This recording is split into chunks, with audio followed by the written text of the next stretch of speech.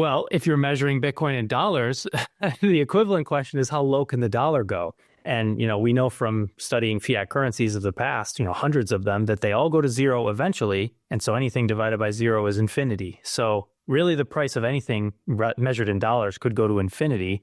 So it's not really a helpful answer. But I don't think, I think at some point, it will not make sense for people to think about the price of Bitcoin in dollars. It's like if I asked you, what is the price of a dollar? You're listening to Kerry Lutz's Financial Survival Network, where you get valuable information you just can't find anywhere else.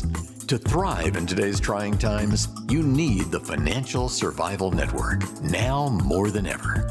Go to financialsurvivalnetwork.com and get your free newsletter and gift. Financial Survival Network. Now, more than ever. And welcome. You are listening to and watching the Financial Survival Network. I'm your host, Kerry Lutz. With us today is Alan Hibbard, goldsilver.com. Alan, frequent guest on the show, and haven't talked to you in a while. Last time, I think it was 6 months ago or so, gold was just kind of beginning its ascendancy, but cryptos, we always talk about cryptos. And what can you say about Bitcoin here, Alan? Yeah, Kerry, well, thanks for having me back. Always good to speak with you. I'm a big fan of Bitcoin. Basically, my thesis on it is it's digital gold. So it's real money. It's what money is supposed to be. And for thousands of years, gold was our best version of money. And I think now we have a better version of money in Bitcoin. So I think the reason for its astronomical price rise over the last 15 years is that people, little by little, one at a time, are figuring out that Bitcoin is money and it's the best asset to hold their value for the long term if they have nothing else to do with it, right? So if you're going to wait 10, 15, 20 years or more, Bitcoin is the place to be. And then when you have a reason to actually invest in something like starting a company or investing in real estate, then you move out of Bitcoin into that other endeavor. So that's why I think Bitcoin is taking off, and I think it's going to continue. And it's really exciting to be a part of, quite frankly. Yeah, it certainly is. So question is, how high can it go? Well, if you're measuring Bitcoin in dollars, the equivalent question is how low can the dollar go? And, we know from studying fiat currencies of the past, hundreds of them, that they all go to zero eventually. And so anything divided by zero is infinity. So really the price of anything measured in dollars could go to infinity. So it's not really a helpful answer. But I think at some point, it will not make sense for people to think about the price of Bitcoin in dollars. It's like if I asked you, what is the price of a dollar? The question doesn't make sense. A dollar is a dollar because that's the unit you use to measure other things. Eventually, there'll come a time where Bitcoin is the unit that you use. You think of things as priced in Bitcoin. And so if someone were to ask you, how much is a Bitcoin? You wouldn't even think about it in terms of fiat or anything else. The question almost wouldn't make sense. You'd just say a Bitcoin's a Bitcoin. So I don't know if that's a good answer for you, Kerry, but that's kind of how I think it's going to go in the future. Yeah. And we were talking pre-call about how Wall Street has never been a fan of gold because you buy it once, there's nothing you do with it. Maybe you sell it once. They came up with futures. They came up with lots of different mechanisms to trade gold. But, compared to trading cryptos, Wall Street was created to monetize every possible opportunity how to trade Bitcoin. ETFs, futures, options, spot ETFs, there'll be an inverse ETF to trade Bitcoin and a leveraged ETF. They're going to come up with everything here, aren't they? Yeah, I think you're right. Basically, Wall Street was anti-Bitcoin and anti-crypto until they found a way to make money off of it, besides just holding it themselves, right? And of course, they don't want to take that kind of risk in terms of volatility. So you're absolutely right, is once they found a way to put it into an ETF, to sell futures on it, all these other derivatives and investment vehicles, that's when they embraced it and they said, you know what, this is pretty good, we can get behind it. And, it is attractive to a lot of investors. I mean, you look at the gold ETF, like BlackRock's gold ETF, for example, it took 20 years to reach 33 billion in assets under management, and their Bitcoin ETF reached that threshold in less than 1 year. So it's taking off like a rocket. It's exploding. So yeah, now that Wall Street has a way to make money off of Bitcoin and other cryptos, they've embraced it. And, if you're a smart investor, you can figure out which of those investment vehicles is going to make sense for you, because not all of them are good for everybody. But yeah, I think we're going to see a proliferation of assets and offerings from Wall Street. Definitely. Yeah, they love this because there's no cost here.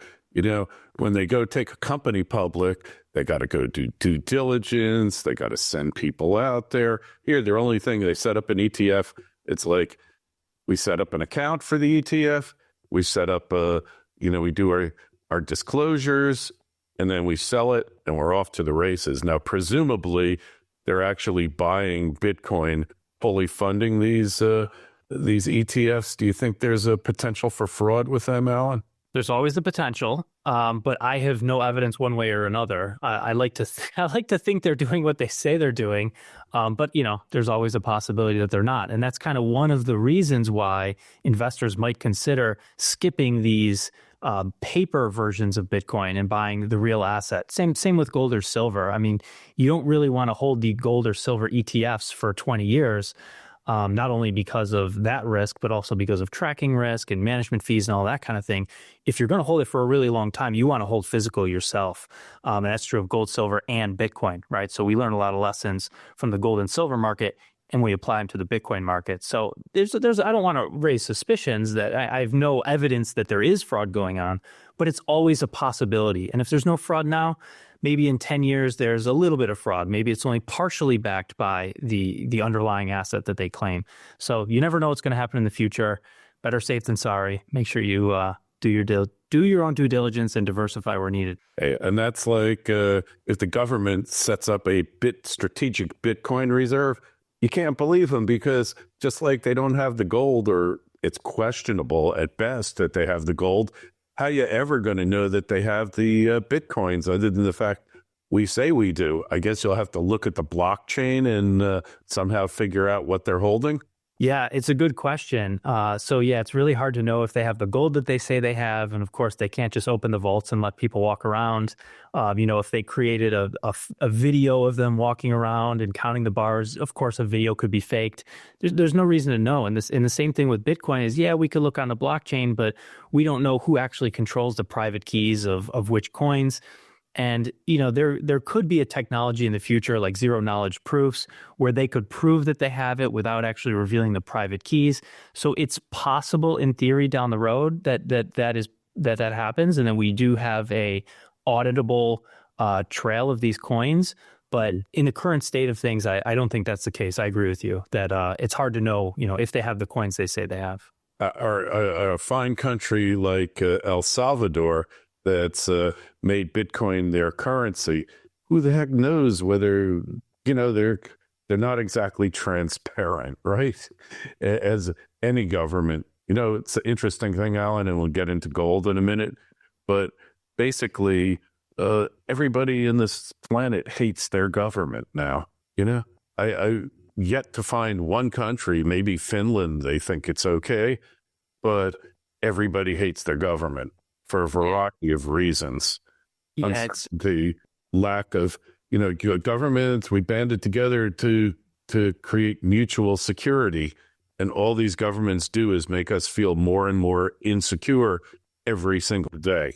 Yeah, it's certainly a growing trend. And, the world is obviously inching closer to World War III because of, a failure in leadership. I mean, it's amazing how these leaders can't find a way to negotiate peace around the world. I know there's a whole lot of history to everything, but it is kind of amazing. And maybe Argentina, a lot of Argentines love Javier Milei.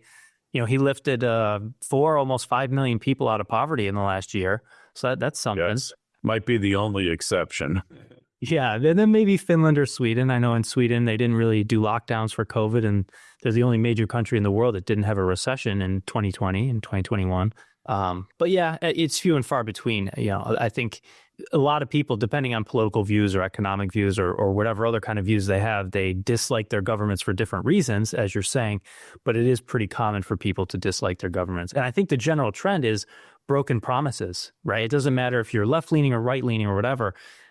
There's broken promises where, we sort of grow up thinking if you go to school, you work hard, you get good grades, maybe you go to college, you get a good job, you should be able to take care of yourself and your family without worrying about money. And like that promise has been broken. Everyone is worrying about their money. Even rich people worry about their money. They pay attention to the markets. Am I in the right asset? Do I need to reallocate? It's such a weird phenomenon that we just take for granted. And that, I think, is a product of the monetary system. That's all fiat, because fiat is fundamentally a promise, and it is guaranteed to be a broken promise every single day. So I think that's where it all stems from. And that's how we fix it, is we fix the money. So true. What you're saying, the broken promises, the boulevard of broken dreams, we're always looking to get something for nothing, right? It's just human nature. Why do people go to Las Vegas? Even though the odds are stacked against them and they know it, they can't resist, can they? Yeah, I guess not. I mean, I've never, done any casino gambling aside from poker, which I consider more of a skill game than luck. But yes, a lot of people are attracted to that. And, sports betting is taking off, which, obviously it's the same version of the casino activities. And, a lot of the crypto market obviously is gambling. I would say not 100% of it, but an overwhelming percentage of it. Oh, yeah. And I don't know if you saw Fartcoin, which was launched about 2 months ago. That one. Jeez, where have I been? You got to get your hands on Fartcoin. Come on, Kerry. It's up to $1 billion in market cap, and it was launched two months ago.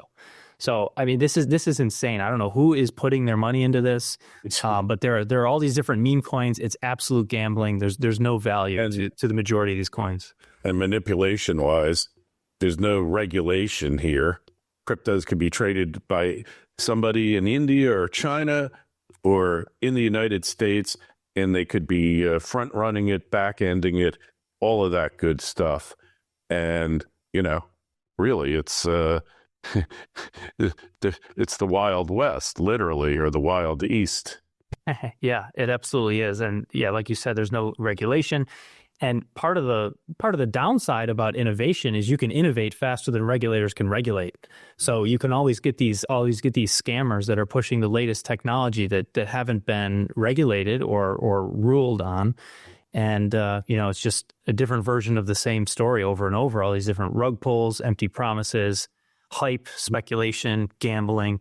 So yeah, got to be careful out there. People have got to gamble, Well, I think the attractiveness of gambling comes from the difficulty in just living an honest life. If you go to work, you work hard, 40 hours a week, try to provide for your family, that isn't really cutting it. I mean, for a lot of people, for the average blue collar worker, for some reason, we know the reason, it's the monetary system, that path isn't working. So a lot of people who otherwise wouldn't be gambling, they become gamblers because the ability to save has been taken away from them by their governments and by the monetary system. So part of the reason I love gold, silver, and Bitcoin, and by the way, that's the entirety of my portfolio, gold, silver, and Bitcoin, is because they're just three versions of money and you can just hold them. And then I don't feel like I need to take risks. I don't feel like I need to be in the stock market or real estate or all these exotic cryptos.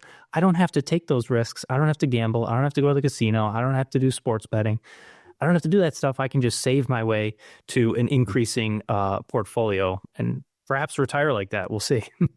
Hey, it's an amazing thing to watch, an incredible world. Hey, so Alan, we find you at goldsilver.com. That's the place, goldsilver.com, yes, or our Gold Silver YouTube channel. All right, excellent. Links in the show notes, this interview on financialsurvivalnetwork.com. And while you're there, we just ask that you please sign up for your free newsletter like over 60,000 other FSN members have done. Alan, we'll talk to you again soon. Merry Christmas, happy, healthy New Year, and hopefully, one thing I can guarantee you about 2025, it's not going to be boring. That's right. Thank you so much for having me, Kerry. Take care. Thanks for listening to Kerry Lutz's Financial Survival Network, your solution to today's trying times. For the latest, go to financialsurvivalnetwork.com. Financial Survival Network, now more than ever.